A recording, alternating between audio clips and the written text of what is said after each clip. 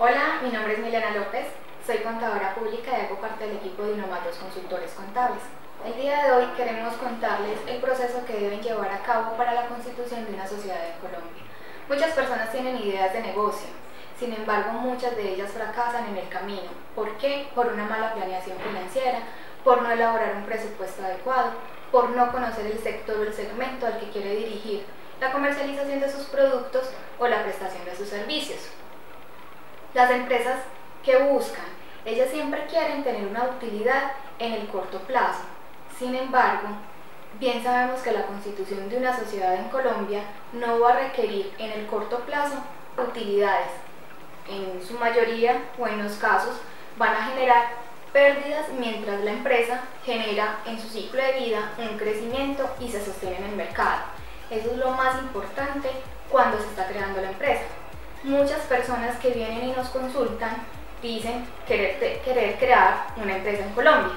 Sin embargo, cuando comenzamos a hacer el derrotero de las condiciones que se requieren para crear una empresa, se llevan la sorpresa de que muchas de ellas no las tenían en cuenta.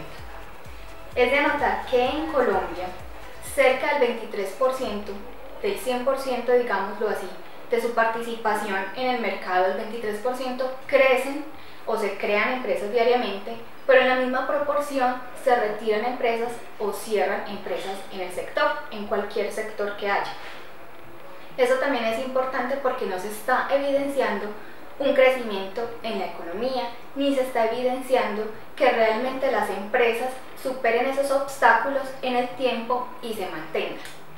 También es de anotar que cerca del 87% de las empresas en Colombia son microempresas, es decir, personas jurídicas que tienen menos de 10 empleados.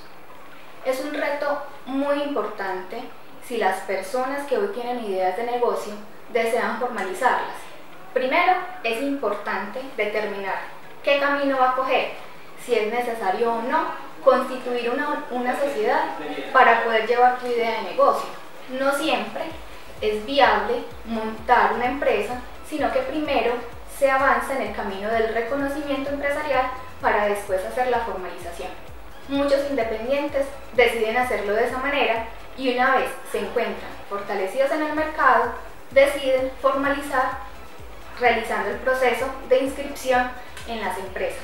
Cuando la persona natural decide entonces montar una empresa, muchas personas naturales deciden montar la empresa, un tipo de sociedad que nació en 2008 a través de la ley 1258, que es la sociedad anónima simplificada.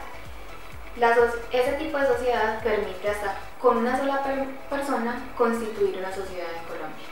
Que es importante tener presente que cuando se constituye una sociedad en Colombia, adquiere una responsabilidad, tiene inherentes ciertas responsabilidades tanto fiscales como laborales que las personas desconocen al momento de su constitución. Siempre vienen y nos preguntan qué pasos debo hacer para formalizar la idea, pero no qué es lo que debo tener en cuenta en mi plan de negocio para seguir en el crecimiento de la empresa. Un plan financiero. En primer lugar, debes consultar la disponibilidad del nombre que le has colocado a la empresa en www.rues.org.co. Allí hay dos opciones: razón social palabra clave y razón social nombre. En cualquiera de las dos opciones puedes ingresar el nombre de la empresa y verificar la disponibilidad. Vas a saber que se estará disponible el nombre cuando no encuentras resultados arrojados a través del nombre que estás buscando.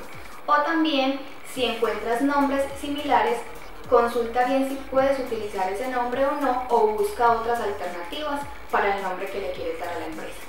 En segundo lugar, debemos preparar la papelería o la documentación requerida. ¿Qué documentación debemos tener? Primero, los documentos de constitución, el acta de constitución de la sociedad. Sea una persona o varias personas quienes van a constituir la sociedad, deben elaborar un acta de constitución en el que se establezca los parámetros de la constitución de la sociedad, la participación de cada uno de los socios o accionistas que van a participar dentro de la sociedad y el rol de cada uno de ellos, ¿cierto? Eso, en segunda medida, también se debe anexar copia de cédula de cada uno de los representantes legales y diligenciar los formularios que son entregados en cada una de las cámaras de comercio a nivel nacional. Esos los diligencian con la información que corresponde a la empresa y anexando el acta de constitución y las cédulas de los representantes legales lo radican en cualquier cámara de comercio. Una vez ellos hacen el estudio, van a entregar una documentación en el que será posible adquirir el NIT, la identificación tributaria, ante la DIAN. Anteriormente, antes de abril de este año, debían hacer una apertura de cuenta bancaria exigido por la DIAN. Sin embargo, a través del decreto 589 de abril de 2016, la DIAN decidió no generar ese requisito para poder dar el número de identificación tributaria, generando menor proceso, menor tiempo de espera para conseguir el número de identificación tributaria que emite la DIAN. Una vez finalizado el proceso, la DIAN también es necesario generar la resolución de facturación.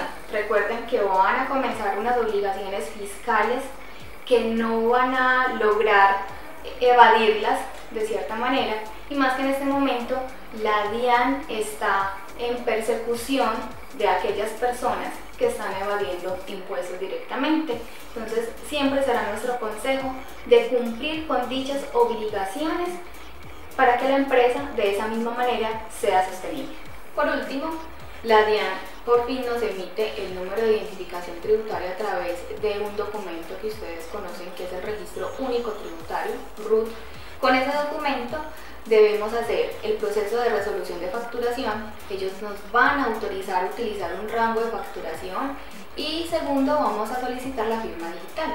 En la resolución de facturación, antes debíamos hacerlo por cita, pero a partir de agosto la DIAN habilitó en su portal de la DIAN la posibilidad de hacer el trámite en línea. Entonces no hay necesidad de citas, no hay necesidad de desplazamientos, sino que es posible hacerlo a través del portal de la DIAN a partir de agosto de este año.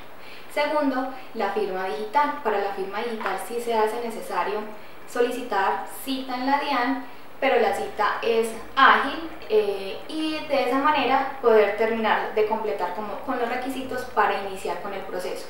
Además de eso, es importante que de acuerdo al municipio en el que te vas a ubicar, solicite permiso al municipio y diligencie los formularios que ellos, depende del municipio, soliciten para comenzar el funcionamiento. Por ejemplo, avisos y tableros e industria y comercio. Es un impuesto adicional que es territorial y que también, de acuerdo al municipio en el que te ubiques, debe consultar sobre el procedimiento a seguir y lo debe tener presente en el plan de negocio. También colocar un insumo de ese gasto para que después no llegue como sorpresa. Listo. Ahora que finalizamos el proceso, vamos a comenzar en acción a desarrollar nuestro objeto social. Deben tener presente, muchas personas se sorprenden cuando les digo, pilas, tienen unas responsabilidades fiscales. ¿Qué responsabilidades fiscales? Es tan sencillo, debes pagarle el IVA a la DIAN. Vas a ser un ente recaudador de un impuesto. Ese recaudo que hagas de ese impuesto en las ventas que tú estás llevando, se lo debes entregar a la DIAN de una manera periódica. En el primer año de operación, en el que la DIAN no sabe cuáles van a ser los ingresos, deberá ser de una periodicidad bimestral. Entonces, por las ventas que estés realizando, en el que estás utilizando la resolución de facturación en documento que hayas definido para ello, entonces con esa información debes pasarle a la DIAN cuáles fueron tus ventas, el IVA que se recaudó de dichas ventas, y a su vez la DIAN dice, porque como vendiste, también generó unos gastos propios de esas ventas. Entonces los gastos que también tendrán un IVA se podrán descontar de ese IVA que acabó de generar de las ventas, disminuyendo la carga impositiva que debas pagar en ese momento. Entonces, en primer lugar, IVA. Segundo lugar, retención en la fuente. La retención en la fuente no es más que un anticipo. ¿Qué vamos a hacer? Le vamos a retener un dinero cada vez que yo vaya a hacer una compra con un proveedor, un dinero que lo deberé depositar a la DIAN mensualmente. Cuando tengo una relación con un proveedor, debes tener en cuenta esa retención en la fuente y consignarla a la DIAN. no es un impuesto, es un anticipo del impuesto de renta que se presenta anualmente y lo que estamos haciendo es un ahorro en pro de ese impuesto de renta. ¿Listo? En tercer lugar, tenemos autorretención CREM. Eso se debe presentar, depende de la empresa, de una periodicidad bimestral o cuatrimestral. Se debe presentar de acuerdo a los ingresos y lo debes pagar con un porcentaje que está establecido en la norma fiscal y debes pagar en ese momento. Entonces debes tener presente que debes pagar un IVA. Entonces normalmente las empresas juegan con ese dinero que no es propio. Nuestra recomendación siempre es que no dispongan de esos dineros, sino que cada vez que ustedes están haciendo un proceso de venta, ese IVA lo depositen en una cuenta independiente y una vez llegue la obligación de pago del IVA, entonces correspondan a la cuenta donde la tienen y vayan y lo consignen en la DIAN. No es dinero de la empresa. Muchas personas lo vuelven dinero de la empresa y una vez llega la obligación fiscal no tienen cómo cubrirla. Uno de los pecados que cometen muchas empresas al momento de constituir sociedad, y es uno de los motivos por los que lleva a las empresas a cerrar sus puertas, por el desconocimiento en el tema tributario. Importante entonces, siempre es que somos unos entes recaudadores del impuesto y lo que debemos hacer es cumplir con esa norma fiscal, recaudando a la DIAN y pasando a la DIAN lo que no nos corresponde a nosotros, sino lo que le corresponde a ellos. De esta manera tenemos sanamente una empresa que está equilibrada fiscalmente. Las otras responsabilidades son anuales, es el impuesto de renta y complementario. Es anual, se presenta entre abril y mayo. Importante que los empresarios lo conozcan, que sepan cuáles son las responsabilidades que tienen. Siempre se ha conocido que las personas en su manera fácil delegan esa responsabilidad en un contador público y desconocen lo que realmente ello conlleva. Es importante que ustedes lo conozcan. ¿Por qué? Para que el contador público no llegue con la sorpresa de las cantidades de millones que debe pagar y usted no sepa a qué corresponde eso que debe pagar. Usted debe conocer la información que está generando su empresa y las responsabilidades fiscales que ello conlleva y consultar con su contador la mejor manera de planear fiscalmente dichos impuestos. Por último, el tema de las relaciones con los empleados. Las personas olvidan que tienen unas obligaciones fiscales y laborales.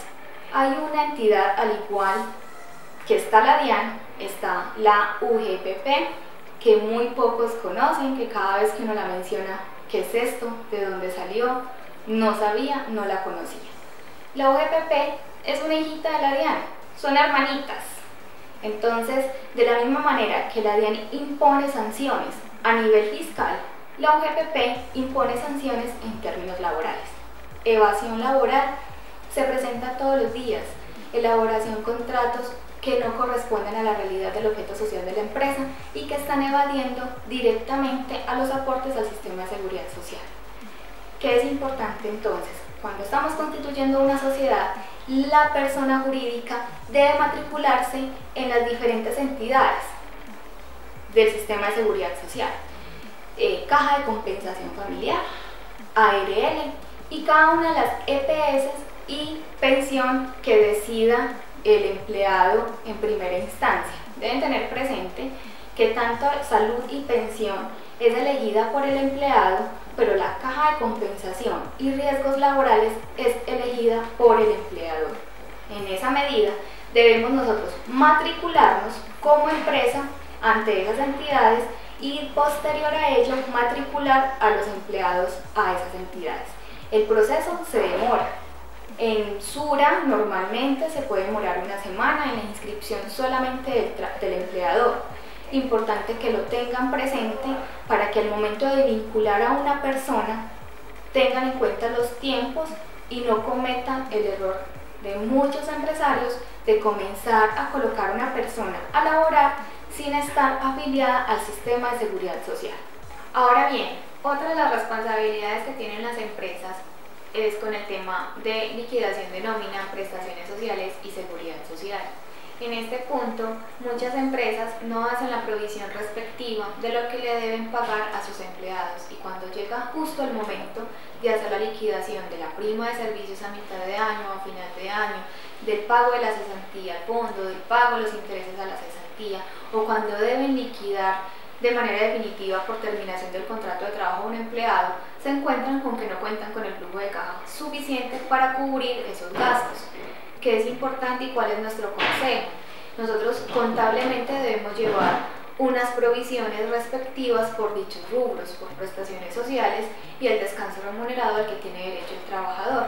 Es importante que esas provisiones realmente se lleven a cabo dentro del flujo de caja de la empresa y se contemple saber qué es lo que me queda al final de haber descontado toda esta provisión de gastos y saber cuál es el retorno de la inversión y cuál es mi utilidad al final del periodo teniendo todos estos gastos considerados. Contablemente se debe llevar una provisión de las prestaciones sociales que se están o que se deben liquidar al trabajador en cierto periodo de tiempo. Importante que las empresas lleven esa información contable a la realidad de su flujo de caja y sepan cuál es la provisión que le corresponde por cada trabajador y respeten dicha provisión para saber al final del periodo de su flujo de caja realmente cuánto le queda o si no le queda absolutamente nada. Importante la planeación, importante tener en cuenta todos estos gastos en la medida de lo posible para mejorar la gestión financiera de la empresa y que la empresa en el tiempo permanezca y mejorar los indicadores que en principio les estaba contando del cierre de las empresas que se presentan día a día. Haciendo un recuento de lo que hemos hablado hasta el momento, importante entonces, previo a hacer el proceso de formalización de la sociedad, primero, de manera consciente vas a elaborar un plan de negocio, un plan financiero, un presupuesto en el que discrimines perfectamente cuáles van a ser tus ingresos proyectados y cuáles van a ser los egresos proyectados o los gastos que se suponen va a tener la operación de la empresa. Compras, proveedores, las responsabilidades fiscales, así como las responsabilidades laborales, que estos dos últimos ítems somos enfáticos en recordarlos porque precisamente son los que normalmente las empresas olvidan. Recuerdan pagar al proveedor, recuerdan pagar la seguridad social o normal, pero olvidan estos otros rubros que no hacen que las empresas realmente prosperen y se sostengan en el mercado. Importante determinar un punto de equilibrio, saber cuánto debo vender para que por lo menos la empresa se sostenga. Y lo importante es cambiar ese número que hoy está en Colombia. Cambiemos el número del 87% de empresas que son microempresas en Colombia. Cambiemos ese número que el 19% del 100% de las empresas están cerrando en Colombia día a día.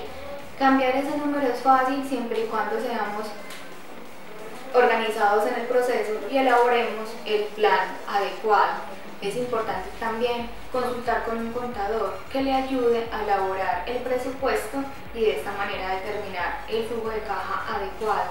Es importante cambiar el número en las empresas de lo que hoy está en Colombia, cambiar esos indicadores que hoy muestran en Colombia del 87% que son microempresas, y la idea es seguir avanzando a un número superior. Todas las personas cuando montan empresa lo que quieren es crecer, pero en la misma medida en que quieren crecer debemos ser organizados en el presupuesto y en el plan de negocio que se está implementando para aterrizar esa idea de negocio y crecer en el mercado.